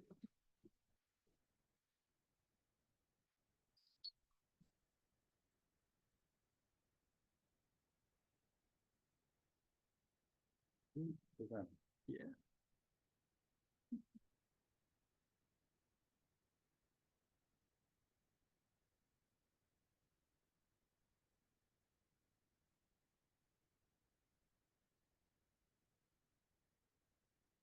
Spoiling my thunder. Sorry. Yeah, so I used to live at 37th and Bennett. About 3 years ago, we bought a house in Stadium. I was like, this is gonna be cool. And it's right by Garfield Park. And as I was walking around, I sort of stumbled on these trails. And that has led me down a whole rabbit hole over the last 3 years. Part of it, I had this like broad notion that like city government functions well. And as I have scratched, I have found areas that could use some improvement, let us say. Anyway, so take you way back in time. 1968, Apollo 8 does its thing. This guy, Bill Anders, scrambles for some film and takes this picture called Earthrise, kicks off the environmental. 3 months later, the Whole Earth catalog has this on its cover, like fairly iconic environmentalist sort of thing. Sort of germane to our local thing, a whole bunch of Rails to Trails programs start. So if you guys have ever been up to Bellingham, they have the South Bay Trail. You can walk along there, really nice, well-maintained, like nice spot. We built one of those, 1975. It was not expensive. It cost $138K, if you can believe that. Okay, we'll put it in here. Trail wasn't expensive. It cost $138K. If you adjust, because I know there's been inflation, it was still under $1 million. And the trail runs, I should say, 2.5 miles from downtown over towards Old Town. And gosh, it's just this really cool thing. And it's part of this trend that was going on through the 70s. So I didn't know any of this history. This is all from the Northwest room at the library. It's really cool if you haven't ever dug through stuff. The people are quite knowledgeable. These are old clippings. In the bottom right is the city plans for the trail. And I actually have little flyers afterwards that include one version of that map that I think is really neat. So yeah, what are we talking about? Well, this is a photo I took from one section. This is the railroad grade section. So this is an old rail line that I know from my digging in maps dates to at least 1890 and has existed since then. The rail line went away when Schuster Parkway was built. We put it down on the water there, abandoned the upper rail line, turned this into a trail. And it was that for decades. If you've been around a while in this sort of North End downtown kind of neighborhood, you may have seen some of these guys. These trail markers denote the trail all over. There's one at like one stadium. There are a couple you can see sort of along Schuster. If you're like me and kind of wander through the woods some, you'll find them too. But they have little markers showing where the trail leads. A lot of it's still quite walkable. There's actually a really good one at the bottom of the Stadium Bowl, and then that'll lead down to the railroad grade. So I like GPS mapping and stuff. So I've poked around the whole thing, marking where all the trail markers are and walking it all. And it's interesting. It's like, in some sections, the trail has been intentionally vandalized by the city. So like they planted trees on the trail or they poured concrete on the trail to destroy it. It's all passable one way or another, but only one section is formally open. And this is sort of how I've spent a lot of time the last 2 or 3 years. And the section that's open is the Garfield Gulch bit. That's on the far left there. And Garfield Gulch is a gulch under Garfield Park. Garfield Park, if you know it, it's sort of behind Annie Wright School. And it's all fill. It used to just be a gulch. We put a bunch of fill in there and the gulch underneath still exists. And it has an ecosystem that should not exist where it is because, well, in the winter we get rain, but in the summer we get sprinklers in Garfield Park. So this thing has water year round and a bunch of stuff growing down there that doesn't really have any business being there, like is really more what you would expect up by like Carbonado Glacier or something with, you know, snowmelt feeding a stream. But it's cool. Thinking of Garfield Gulch in particular, so it's part of the Bayside Trails. This is one thing I learned about, I had no idea about. So we have City of Tacoma land, and then we have Metro Parks, now Parks Tacoma. I need to get that through my head, the little rebrand. The Garfield Gulch bit is specifically on Parks Tacoma land. And from what we've been able to piece together of the history, and some of this is working with a guy named Robert Gervin, who's the environmental steward for the area. See heads nodding. Robert's famous. Yeah. Okay, microphones. I'm so used to speaking at conferences where they have a little clip. I'm totally out of practice actually holding the thing. Anyway, around 2000, the thing falls into disrepair. In 2010, Parks Tacoma actually intentionally destroys the trail. And this is a new thing I learned about. It's called fortress conservation or fortress preservation. It's we, in the name of environmentalism, block something off so that nobody can use it. And of course, the result is it falls into horrible disrepair. But there was something else intellectually dishonest going on here, in that the trail was blocked off, but it was on the surface for environmentalism reasons, but it was really an attempt to keep the homeless out. And a bunch of fences were built around. Of course, this had exactly the opposite effect, because people just cut holes in the fences and built a bunch of camps, and, you know, we go down, down, down.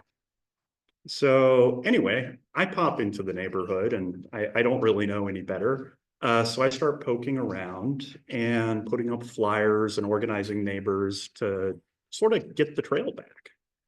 And people chainsaw the logs, totally without government approval. People build catwalks down there, rebuild the trail, whole bunch of stuff. And somewhere in there, we start talking to Parks Tacoma and sort of let them know what's going on and trying to organize work with them. All that leads to 2024 when we actually reopen this. We being the royal we, not me. Parks Tacoma declares it open again and we're allowed to use it again. So what did this all entail? Well, there's the first catwalk. There's a new catwalk going in now. That's all good stuff. I know somebody back there talked about, like, I'm so frustrated with all the garbage, I'm just going to pick it up. I don't recommend that. I've taken, let's call it 100 truckloads to the dump, and it is emotionally draining. And most mornings I get to walk from our house down to Keurig Coffee. I pick up a garbage bag. Sometimes there's no trash. That's really nice. I also organized parties to chop the vines off the trees. So bought a bunch of little itty bitty hatchets and just went out and tried to kill the ivy to save some of the trees. So. But I'm saying I'm going to go on the highways. I don't recommend it out there, but I'm done. I'm with you. There's one under the 705 overpass right now where they have fires burning into the bottom of the overpass. And I'm like, there's going to be a multi-million-dollar concrete bill for that at some point, but I digress. The garbage does not magically appear. It's not people littering. And I feel like we need new vocabulary, because this isn't homelessness. It's people homesteading in our parks, robbing us of our parks. And it's not like a well-intentioned, like, oh, I'm falling on hard times. So this camp, this is Michelle's camp. She's well known to the city, has been doing this for years. We pay God knows how much money to just shuffle her around every few months, and she pops up somewhere else. That Vespa's licensed. It's got a plate. She has a pit bull. She chased me away with that. I have filed God knows how many 311 tickets. Oh, and I see people taking pictures. If you talk to me, I'll totally give you the slides. So If you talk to me, I'll give you the slides. Yeah. He already has them. Yeah, we'll post it on the website. Yeah, so this camp's just one example. I've probably cleaned up 100 of these. You chase the city, eventually they'll pull the person away to a new spot, they leave a big pile of stuff, you try to clean it up, and it goes and goes. And I mean, the whole homeless expense thing, the reason it's so expensive is because we do it in this asinine way, rather than spending the money on beds to actually help people and fixing the problem. We just rotate them around our public spaces. It's crazy. Oh, do you have a question? If I interject, since you didn't seem to be really familiar with this type of non-homelessness, but encampment type of thing. I've been thinking about this too, and it seems to me that there's a number of people that don't want to be formally helped and housed. They just want to live fairly, for lack of a better word. In your experience, is there a place in Tacoma where we could suggest, hey, if you guys want to all camp and just do your lives the way you want to, here it is. I mean, give them a place to go rather than telling them to take up in a shelter or something. I'm just. I got your idea. I think John Hines is right. Everyone has a different view. My view is this idea of here's where you can go build a homeless camp. That's what failed states have. They have one class of citizen living one way and another class of citizen living some other way. And to me, that is un-American. But does Michelle want to have permanent housing? No, Michelle does not want permanent housing. And there's another example. There's this couple, I don't actually know their names. They're well-known drug dealers. They don't have license plates on their RV, and they have that sovereign citizen stuff. And they're just like, I'm independent. I'm going to park here and just dump piles of garbage. Yeah. I don't think it's fixed by separating citizens into different classes of citizens. I've been to Johannesburg. It's not great. I don't want it here, but we all have different views. Anyway, I hope that was, and I'll talk to you ad nauseum about that. Yeah, so, oh, and it still says Metro Parks there. Parks Tacoma, I guess it was Metro Parks at the time. Metro Parks let their contract with WTA expire. So they use WTA to maintain some of these spaces. And for whatever reason, WTA mean? Thank you. What is it? Washington Film Association. Thank you. So yeah, if you're into outdoorsy stuff, you might go to the WTA website, the Washington Trails Association website, and it'll like show you good routes to go hike on Rainier or whatever. And then they also do a bunch of trail building work. If you do enough work parties, you get a different colored hat, all sorts of stuff like that. So they do volunteer work parties, and then they also have sort of higher skilled people who do work. I guess this was one of the first times I sort of saw the cracks in what Metro Parks was doing, that they had let their contract expire and couldn't do anything as a result of that. Like there were clearly management and oversight issues there. But the parties were overall very good and we did good work in them. It was a little disappointing in that the parties were limited to a small number of people, I think 10 or so, and they're always oversubscribed. Like WTA could probably organize 5 times as many parties as they do. So we were getting people down from like Bellevue to work on our trail and the neighbors couldn't work on it, which is like, it's neat, but at the same time, like the neighbors really wanted to have a structure to participate and help. So I thought I found that structure. Metro Parks Tacoma has a program called Ship In. And I like really pushed on Mike Yaden, who's the director for the smaller parks, get these scheduled. I then handed out flyers to drive attendance. And we could get people out. Like we could, I think that's how I met Peter. Like we could sort of reliably get like between 10 and 20 people out. The problem was the work was just pure busy work. So no trail building, No tools other than like a McLeod or something, basically a big pickaxe you got to wang on things with. And the work was all focused on like removing ivy from the ground. And like there are acres of ivy, and doing it with hand tools is just senseless backbreaking work. It's not something people should do. I pushed really hard on that, and then I was just told, thanks, but no thanks. We don't want you at any of these things again. So yeah, awesome. They ultimately canceled a bunch of parties because then they couldn't drive attendance. But once again, I digress. Another fun part about this, I encountered like the most NIMBY person I have ever encountered. So this trail runs along some of the most beautiful real estate we have, and we have it. It is public land.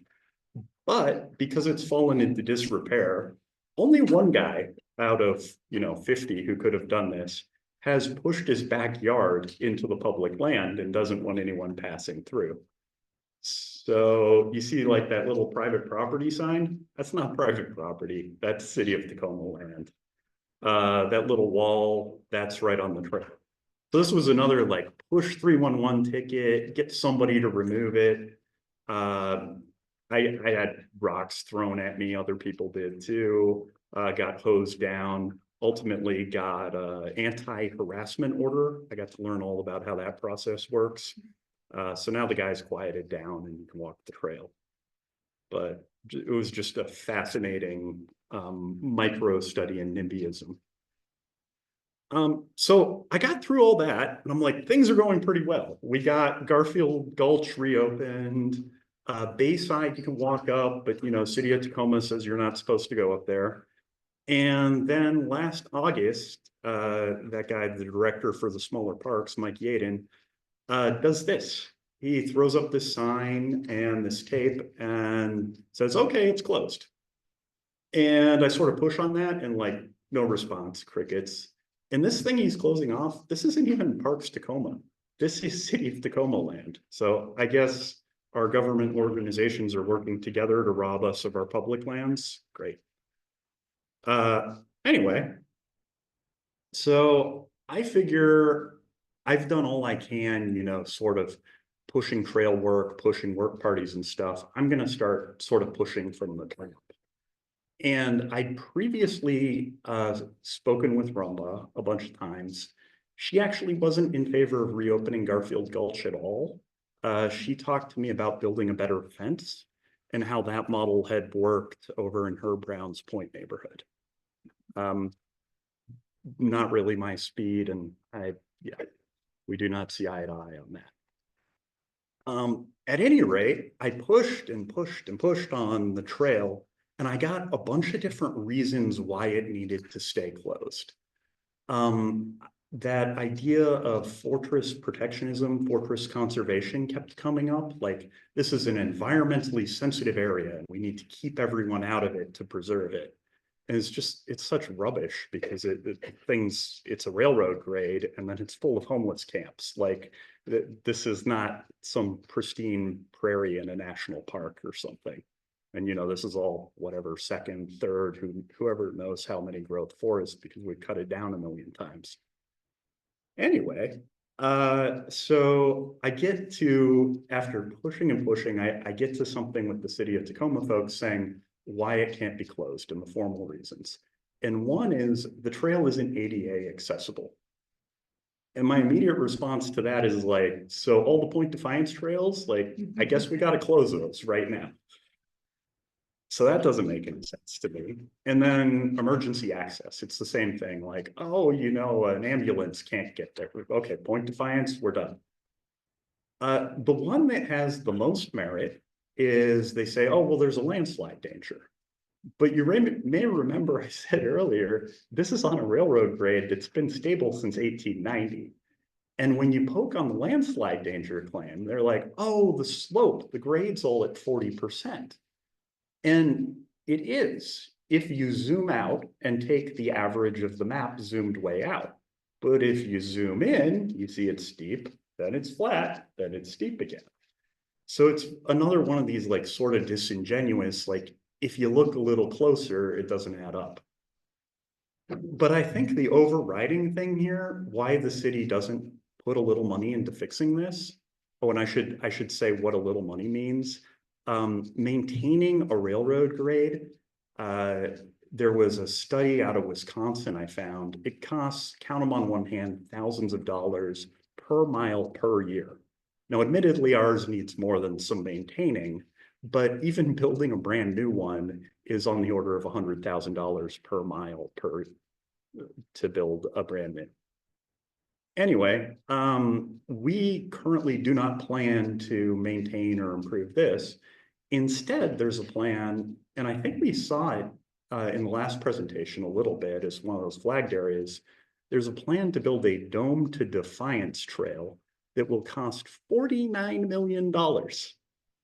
And we want to spend that money. That'll be a trail that's ADA and runs along Schuster, right along the water there. Not on the water side, on the little sidewalk there at the bottom of the bluff. And it's so crazy to me because that brand new $49 million trail we're talking about building will just be fundamentally worse than the trail we already have 50 feet above at the top of the trail. It just, I don't get it. So how do we fix all this? Garfield Gulch is in okay shape. The WTA is doing work. Like it's all good. Like that's really nice. The railroad grade's passable. Like I walk it more frequently in the summer. I see people out there more and more, which is nice. You see deer out there too. I'm being a little cheeky with this picture. I don't know if you guys know Abergs. They're like an equipment rental thing down in the port area. I rented a wood chipper there a few weeks ago. It was great. That's a brush cutter. I think it costs like $175 a day to rent. Like run that down the trail and it's passable. Like it's great. This doesn't have to be expensive. It's just a question of will.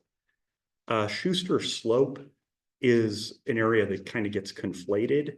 It's the area closer to downtown. That is actually steep. And something would need to be done to stabilize it to really build those trails back. But that's a bigger thing we could bite off. The railroad grade thing's just a no-brainer. Of course, none of this matters unless we do something about the homeless camps. Because we can build all the nice parks we want. If they're just full of people throwing garbage everywhere, it just doesn't fix anything. And I saw a news story not that long ago. One of the Lots for Tots parks, like some woman just drank herself to death and died there. And we have this thing like, oh, we don't want to trample on people's rights and put them in a shelter. Like leaving people to overdose on the street or in parks, that's not compassion. It's laziness. It's something else. Parks Tacoma, they constantly say they don't have budget to do stuff. I have seen their admin building. Their admin building is very nice. I feel like that money could have been spent just renting some existing commercial space. And instead of building the admin building, they could have like maintained the parks. That one's arguable. The one that just happened that just makes me crazy. So you see this picture of the sign, we are now Parks Tacoma. Like 100 feet away is the trail that they've done a crap job maintaining, but they're spending money on a rebrand. Like we got no value for this. And I mean, my take is they're kind of rogue. I just fold them under City of Tacoma, manage it more tightly, and cut down on the admin overhead. That one's arguable. This is if I ruled the world. The last thing I'll mention in just the improvements, C-Click Fix 311. I don't know how much you guys have interacted with it, but I've opened a lot of tickets. And one thing that's happened is you'll open a ticket and they'll close it and they won't resolve it. And there's no way to reopen it. And that's not a problem with the system because I've got a buddy up in SeaTac on the city council there, and he worked on that system and they can reopen tickets. They can comment on any ticket. We, Tacoma, have intentionally disabled the reopening of tickets and we've disabled commenting for most types of tickets. It's, What tickets? so if I call into 311 or go to See Click Fix, which is 311 online, and say like a street light's out, that creates a ticket. So a ticket is basically a complaint that something's broken. We are planning on doing a presentation on 311 at a future meeting. Well, and I see Peter's about to pick me out, so I'm on my last slide, I swear. So if anybody's into hiking, put on your hiking boots. Friday, 5 p.m. Gonna go on a walk down this thing. And then at the end, there's a bar restaurant thing called Manuscript that will allow the little baby. So we'll go over there and chat. I have flyers with maps and dates for that thing. I'd like to, big round of applause for Glenn. It's a fabulous story. Volunteerism is wonderful. That's sort of, as you know, all of the neighborhood councils are volunteers, but thank you for everything you've done. And I think we as a council want to support you, so we'll work with you on that. Yay. I know we're running a little late, so Jeff, do you want to we have new business? I think there's a item. Do you want to do that, or do you want to postpone on that? I want to do it.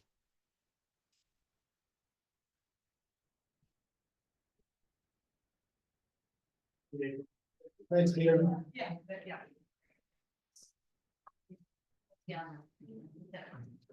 Actually, Ben, I have some mixed feelings about you talking about 1975 in the historical context. That hurts a little bit.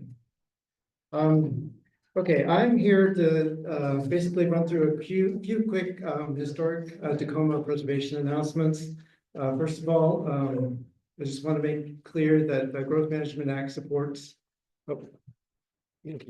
Okay, the Growth Management Act is very supportive of historic preservation. And I have a handout here that I've handed out to some of you folks, and there's the table back there with some more handouts if you don't have it, that have the webpage addresses where you can look up that information if that's news.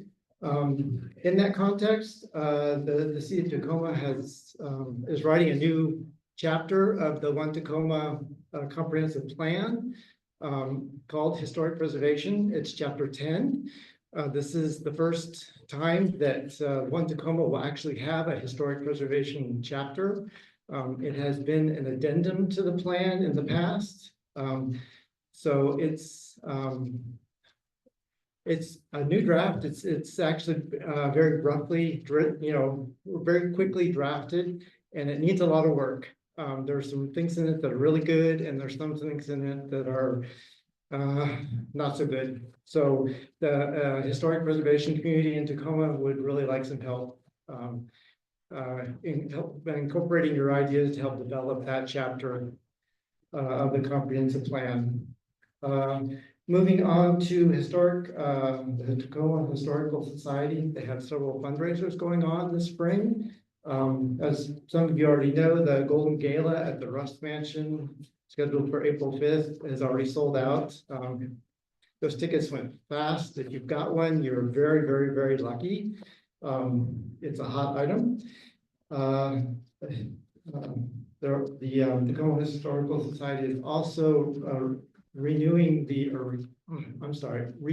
the historical homes tour that was stopped because of the COVID pandemic.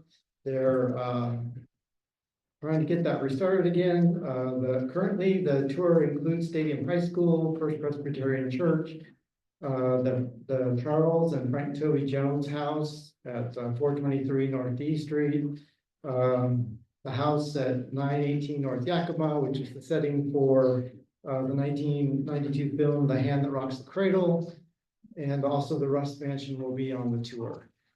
So if you don't get in on April 5th, maybe you can get in on May 3rd or 4th. Also, the Tacoma Historical Society is starting to plan their Destiny Dinner in November, and they're looking for sponsors, business sponsors for both the historic homes tour and for the dinner. So if you have a business and you're interested in sponsoring either of those events, please contact them. Again, the contact information is in the flyer. So if you have it in hand, and if not, there's a bunch of flyers on the back table there. And then the last issue I want to talk about is a couple of bills in the state legislature right now. Senate Bill 5554 and Substitute House Bill 1576. These bills have been flagged by the Washington Trust of Washington Trust for Historic Preservation. Both of them are very concerning because they take away local control of the ability of local governments to designate properties as to the Tacoma or to the local registers of historic landmarks. Basically, what they say is that historic preservation communities can do the research to nominate a building to be on the register. Landmarks preservation can review the nominations. Landmarks preservation can vote in favor of the nomination. They can send it to city council for a vote, but your city council members won't be able to nominate or vote for nominating the building or the place to the local register of historic places unless they get explicit consent from the property owner. Now, most of the time,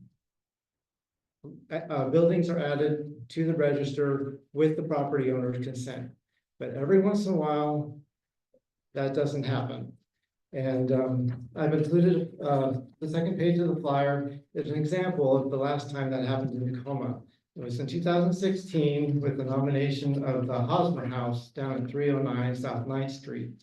The Tacoma, Historic Tacoma tried many times to work with the current owner at the time, which was Pioneer Human Services, to have a conversation about putting that house on the historic register, because it was built by the Tacoma Railroad or the North Pacific Railroad in 1875, specifically to house Hosmer and his wife Louise. And it was basically the headquarters for a time for setting up New Tacoma. And Hosmer eventually became the first first mayor of Tacoma. And so the historic Tacoma thought that house should be added to the Tacoma landmarks. And but we couldn't get Pioneer to engage with us in a conversation about that. So eventually the nomination was presented to the Landmarks Preservation Commission. The commission supported, held a public hearing. Pioneer did not attend the hearing. They did not make comment. The Landmarks Commission voted to put the nomination forward to City Council, and City Council did vote to put the property on the register. It's not a right that we take lightly, and we rarely use it, but every once in a while, there is a case for it. Now, please note that none of the sponsors of these bills represent people of Tacoma or Seattle or Kent or Auburn or Sammamish or Issaquah or Mount Vernon or Kenmore or Woodinville or all of these places that have this right. And if the bill is passed, they will be taking this right away from those local governments. So we advise that the Washington Trust for Historic Preservation is advising contacting your legislature and arguing against or opposing passing the bills, or at least putting some guardrails on them so that there is still some opportunity for local governments to add buildings to the registers without without the property owner's consent. So that's what I have. If you have any questions, I'm happy to answer them after the meeting. I think Peter wants to close quickly. Yeah, I'd just like to thank Jeff for all the monitoring he does on the historic preservation. he does recommend often to the board that we should take a position like we will probably be doing on those the last two bills. So on any issue that you as a citizen have a concern about, please just reach out to us. We discuss it and we send in a lot of letters and a lot of comments. So I'm sorry we ran a little late. We had some great presentations today. All of you that stayed around, thank you very much. And next month, we should be having an update from the consultant on the Cushman Adams remodel. They were supposed to be this month, but they backed off. But they're supposed to be up next month. And I also believe we have the library speaking next month. So thank you very much. And thank you for.